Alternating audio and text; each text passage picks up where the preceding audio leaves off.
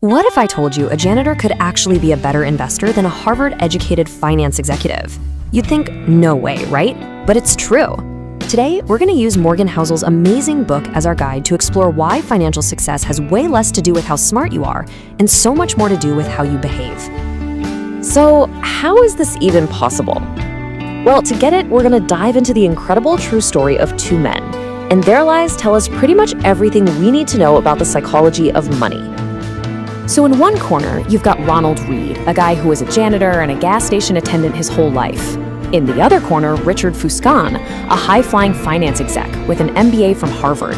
Now, if you had to bet on who would end up wealthier, the choice seems like a total no-brainer. But the real world, well, it's often stranger than fiction.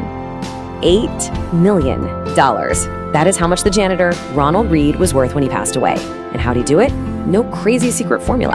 He just saved what he could and patiently invested in solid, blue-chip stocks for decades. And you know the best part? He left most of it to his local hospital and library.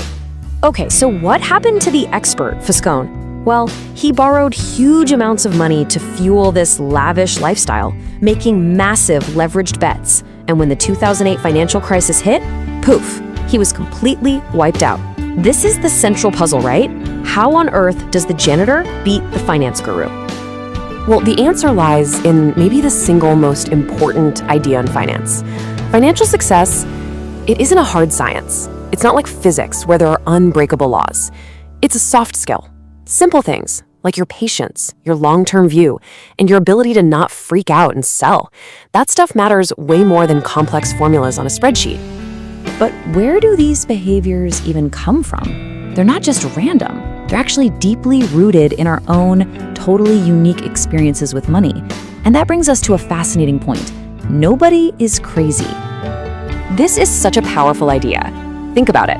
What might look like a totally crazy financial decision to you makes perfect sense to someone else based on their personal history, their own fears, and the opportunities they've had. We're all just playing a different game with different rules. This chart just nails the point. Your whole view of the stock market is heavily colored by the era you grew up in. So if your formative years were in the 1970s, you saw that incredible growth in the second bar, and you learned, hey, the stock market is a wealth creation machine. But if you came of age in the 1950s, you saw that flat market in the first bar, and you learned to be cautious. Neither of you is wrong, you just learned totally different lessons from totally different realities. So if behavior is the key ingredient, then which behavior is the most powerful one of all? It's not about being the smartest investor in the room. Nope. It's about being in the room the longest. Let's talk about Warren Buffett. He is the perfect example. We think of him as a brilliant stock picker, but his real superpower is just time. He started investing when he was only 10 years old. Look at this timeline. At age 30, he was a millionaire. That's impressive for sure, but it's not legendary. The truly mind-boggling, explosive growth didn't happen until after he qualified for Social Security. So let this sink in.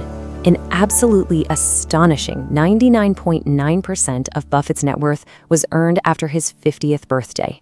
It is all about the incredible power of compounding over a very, very, very long time. Now for a really fascinating comparison. Over on the right, we've got Jim Simons. He's a brilliant mathematician whose fund generated annual returns of 66%. I mean, that's 3 times better than Buffett's record. By pure skill, Simons is in a league of his own. So why is Buffett about 75% richer? The answer is so simple. He had a 40-year head start. Simons didn't start his fund until he was 50. Buffett's good but not godly returns had 4 extra decades to work their magic. This is just proof that time is a more powerful force in investing than raw genius. And that whole idea of sticking around for a long time, it leads us to a really critical distinction. The skills that help you get rich are often the complete opposite of the skills that help you stay rich. See, getting rich often involves taking some big risks, but staying rich, that just requires one thing: survival. It's all about avoiding that one huge mistake that takes you out of the game. You have to be able to stick around through the inevitable crashes and downturns to let compounding do its thing over the long run. Look at the contrast here.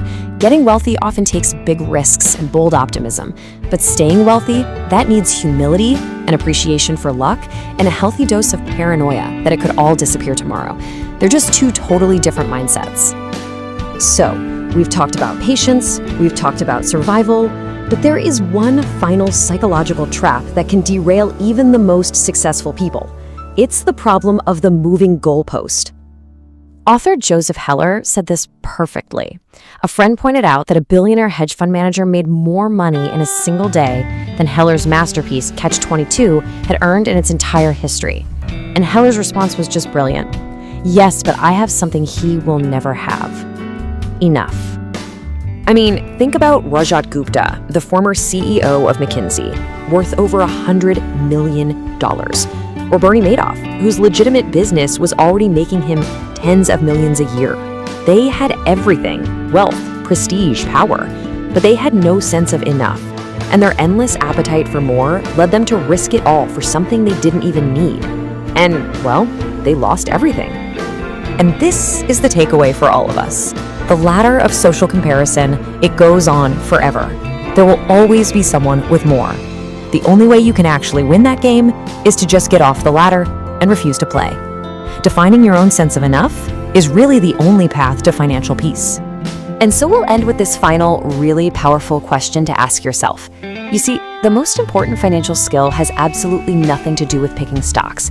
It's knowing when to stop taking risks that could harm your reputation, your freedom, and your family. It's the simple but oh so difficult art of knowing when you've already won.